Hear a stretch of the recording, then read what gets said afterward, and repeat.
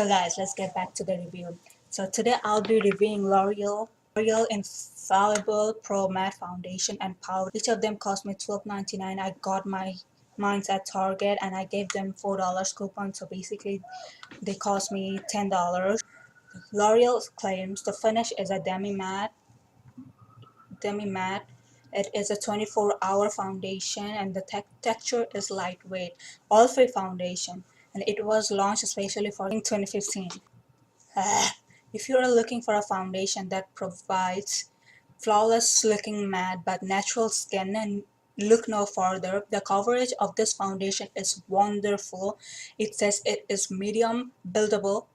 Even though I have dry skin, I wanted a matte foundation for the summer when it gets humid. The good news with this foundation is it did not exaggerate my dry patches, make me look cakey. Perfectly matte and very natural looking.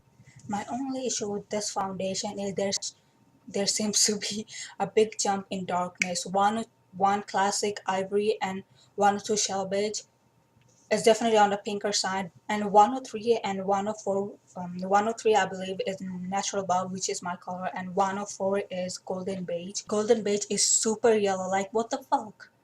The consistency of this foundation is thick. It applies and blends super nicely, super easily, can be easily layered.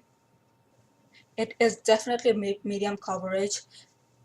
Even though I tried to build it up to get full coverage, it did not give me a full coverage, but I needed half to 1.5 to 2 layers to get a decent coverage, which is fine with me since it builds so lovely. I have dry skin on this area of my mouth, and I had to moisturize accordingly. Surprisingly, it did not cling or enhance my dry patches on my skin. I wore this foundation a good amount of time. I wore this for 11 hours. This foundation held up quite well. It stayed put on for 11 hours for sure. And I didn't apply powder that day. Definitely stayed in place. I did not crease or fade. Packaging, I really love the packaging. Also, the squeeze tube, super hygienic, and you can easily control how much product comes out. I'll apply one side of this foundation with Real Technique sponge and another side with a brush. So let's get to the demo. So first I'll use a brush and I'm going to apply this side with a brush.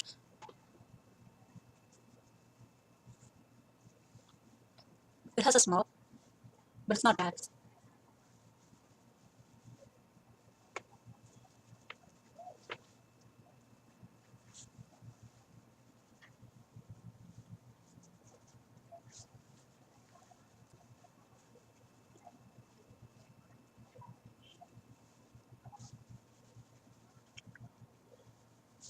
So now I'll switch to Real Technique sponge.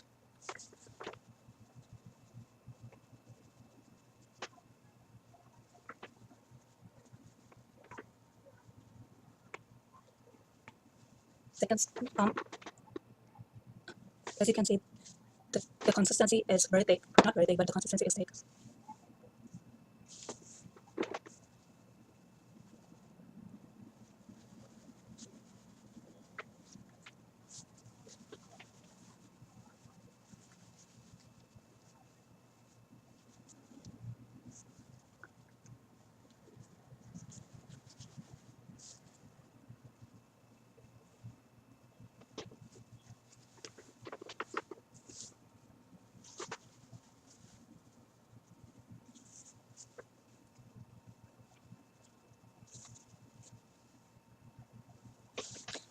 Let's see if it is buildable enough to cover this color.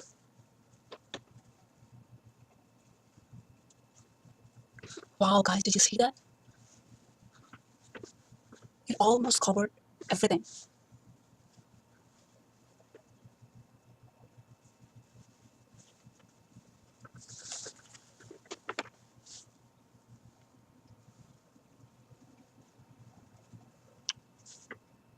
I would say definitely high coverage with the brush and light coverage. Shade to medium coverage with the sponge, and it is very buildable. Definitely, if people have told you that stay away from this if you have dry skin, no, please don't. I have dry skin. I just applied with a brush, and I'll show you. It did not sit on my dry patches, and it is definitely it did not sit. And it looks like my skin, like it dries so quickly. It is a really good foundation. Please don't just listen to people if they tell you if you have dry skin, stay from the city Superman. No, it is not. I mean, it dries quickly, but it looks like skin. It did not give me any dry patches. Even during the winter season, I wore this foundation with this real technique sponge. I applied it with the real technique sponge. It did not set my dry patches. It looks just like my skin, and it gave me natural finish. So please, if you are looking for a matte finish foundation, you can definitely go with this one. Please don't listen to people if they're telling you it's only for people with oily skin. No, it is not. You can, even if you have dry skin, you can definitely try this one. I couldn't find the same color with this. I couldn't find the powder as the same color as the foundation, so instead I chose Nude Beige. So let's see how dry this fucking shit is, as people are telling you. I'm gonna use this one that came with this powder.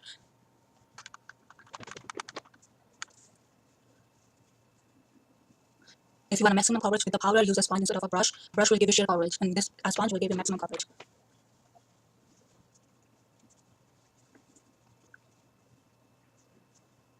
I do not know why my neck and my face look two different color in the camera, but when I take it in real life, this foundation looks pretty good match. My neck, maybe just the lighting.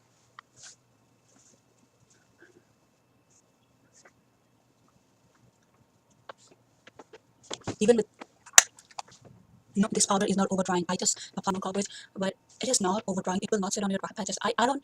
I usually skip powder because I have dry skin, but today I applied just to show you what I meant. But this foundation is suitable. I'm not suitable. You can apply this foundation even if you have dry skin. I just show you a demo. Look how flawless my skin looks.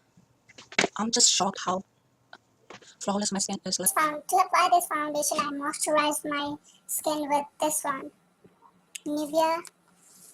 I don't know if the camera can tell, but I'm gonna read it anyways. It says Nivea Soft Refreshing Light Moisturizing Cream with jojoba oil and vitamin E for increasingly soft skin.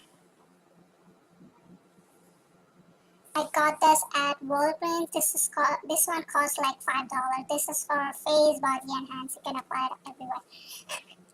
But definitely, if you apply this one and if you moisturize your skin with this one and apply this foundation, you are good to go.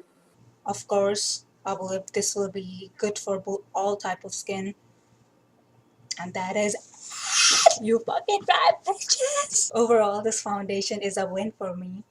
Only downside is the narrow shade range. I picked 103 natural buff, and it is not too dark. I mean, I can work with it. And 102 was super pinky, and 104 is super yellow. But if you have dry skin, you can easily work with this one. That's because people are telling you if you have dry skin, it will sit on your dry patches. No, I have dry skin. I just applied it